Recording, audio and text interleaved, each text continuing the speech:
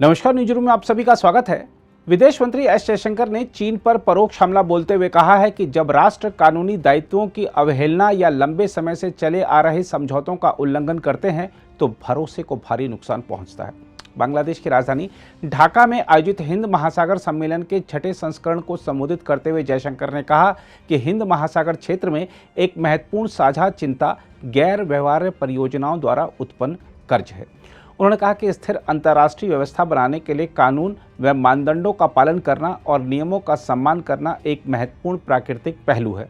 चीन द्वारा भारत के साथ सीमा समझौते के उल्लंघन के स्पष्ट संदर्भ में विदेश मंत्री जयशंकर ने कहा, जब राष्ट्र कानूनी दायित्वों की अवहेलना या लंबे समय से चले आ रहे समझौतों का उल्लंघन करते हैं, जैसा कि हमने देखा है कि इससे भरोसे को भारी नुकसान पहुंचता है। उन्होंने कहा, इसलिए यह आवश्यक है कि हम सभी अपने हितों के सामरिक दृष्टिकोण के बजाय अपने सहयोग के मद्देनजर दीर्घकालिक दृष्टिकोण अपनाएं। हम आपको बता दें कि भारत पूर्वी लद्दाख में वास्तविक नियंत्रण रेखा पर चीन द्वारा बड़ी संख्या में सैनिकों की तैनाती और उसके आक्रामक व्यवहार की आलोचना करता रहा है, जो सीमा संबंधी समझौते का उल्लंघन है। जयशंकर ने कहा, पिछले 2 दशकों के कुछ सबक हैं जिन्हें हम अपने जोखिम पर अनदेखा करते हैं। यदि हम ऐसे अपारदर्शी ऋण और महंगी परियोजनाओं को प्रोत्साहित करते हैं तो हमें पहले या बाद में इसका नुकसान उठाना होगा। सुचारू और प्रभावी संपर्क के महत्व पर प्रकाश डालते हुए जयशंकर ने कहा कि देशों को संप्रभुता और क्षेत्रीय अखंडता का सम्मान करने की आवश्यकता है। गौरतलब है कि भारत $60 अरब के चीन पाकिस्तान आर्थिक गलियारे का विरोध करता रहा है, क्योंकि यह पाकिस्तान के कब्जे वाले कश्मीर से होकर गुजरता है, जिससे चीन को पाकिस्तान के बलूचिस्तान प्रांत में ग्वादर बंदरगाह के माध्यम से अरब सागर तक पहुंच मिलती है। हम आपको यही बता दें कि विदेश मंत्री एस जयशंकर ने पहली बार अपने नेपाली समकक्ष नारायण प्रकाश सऊद से भी मुलाकात की और ऊर्जा, व्यापार, संपर्कता और पनबिजली में द्विपक्षीय संबंधों को बढ़ावा देने के तरीकों पर चर्चा की। दोनों मंत्रियों की मुलाकात बांग्लादेश की राजधानी ढाका में हो रहे 6ठे हिंद महासागर सम्मेलन से इतर हुई।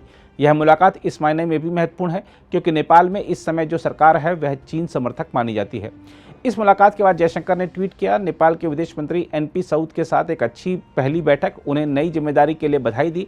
हमारी लगातार बढ़ती साझेदारी में आगे के कदमों पर चर्चा की, ऊर्जा, संपर्कता और हमारे स्थायी लोगों के स्तर पर संबंधों के बारे में चर्चा की। वहीं ढाका में नेपाली दूतावास ने कहा, दोनों मंत्रियों ने नेपाल भारत संबंधों की उत्कृष्ट स्थिति पर संतोष व्यक्त किया और व्यापार, पारगमन, संपर्कता और पनबिजली के क्षेत्रों में सहयोग को और मजबूत करने के तरीकों पर चर्चा की। हम आपको बता दें कि सऊद ने 16 अप्रैल को नेपाल के विदेश मंत्री के तौर पर कार्यभार संभाला था।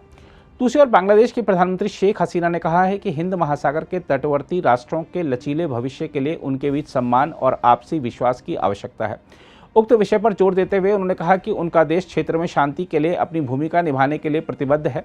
बांग्लादेश की राजधानी में 2 दिवसीय हिंद महासागर सम्मेलन के 6वें संस्करण का उद्घाटन करते हुए हसीना ने कहा कि हिंद महासागर न केवल बांग्लादेश के लिए बल्कि इस क्षेत्र के लिए सभी देशों के लिए अपनी भौगोलिक स्थिति के कारण महत्व रखता है। उन्होंने सम्मेलन के दौरान कहा, हम इस क्षेत्र में शांति के लिए अपनी भूमिका निभाने के लिए प्रतिबद्ध हैं और उम्मीद करते हैं कि अन्य सभी देश एक लचीला भविष्य सुनिश्चित करने के लिए भी ऐसा ही करेंगे। हम आपको बता दें कि हिंद महासागर सम्मेलन के 6वें संस्करण का आयोजन बांग्लादेश के विदेश मंत्रालय द्वारा नई दिल्ली स्थित विचारक संस्था इंडिया फाउंडेशन के साथ मिलकर किया जा रहा है। हसीना ने कहा कि एक तटीय देश होने के नाते बांग्लादेश सदियों से समुद्री गतिविधियों का केंद्र रहा है और वह कई क्षेत्रीय मंचों पर सक्रिय है। इसके अलावा जयशंकर ने बांग्लादेश की प्रधानमंत्री शेख हसीना से भी मुलाकात की और दोनों नेताओं ने आपसी हितों से जुड़े मुद्दों पर बातचीत की तथा विभिन्न क्षेत्रों में द्विपक्षीय सहयोग के स्तर पर संतोष व्यक्त किया। जयशंकर ने ट्वीट किया कि बांग्लादेश की प्रधानमंत्री शेख हसीना से मुलाकात करके सम्मानित महसूस कर रहा हूं। प्रधानमंत्री नरेंद्र मोदी की शुभकामनाएं उन्हें प्रेषित की। हमारे नेताओं का मार्गदर्शन तथा दृष्टिकोण भारत बांग्लादेश की मैत्री को मजबूत बना रहा है। प्रधानमंत्री हसीना के प्रेस सचिव एहसानुल करीम ने भी कहा है कि विदेश मंत्री ने प्रधानमंत्री से मुलाकात की और बातचीत के दौरान उन दोनों ने विभिन्न क्षेत्रों में द्विपक्षीय सहयोग के स्तर पर संतोष व्यक्त किया। करीम ने कहा कि विदेश मंत्री ने कोविड से उबरने के बाद की दुनिया तथा यूक्रेन युद्ध की पृष्ठभूमि में दक्षिण एशियाई क्षेत्रीय अर्थव्यवस्था के बारे में भी प्रधानमंत्री से चर्चा की। अगर आप भी लेना चाहते हैं देश दुनिया की तमाम जानकारी तो आज ही सब्सक्राइब करें हमारे चैनल को। साथ ही नीचे दिए बेल आइकन को जरूर दबाएं ताकि हर अपडेट आप तक पहुंच सके।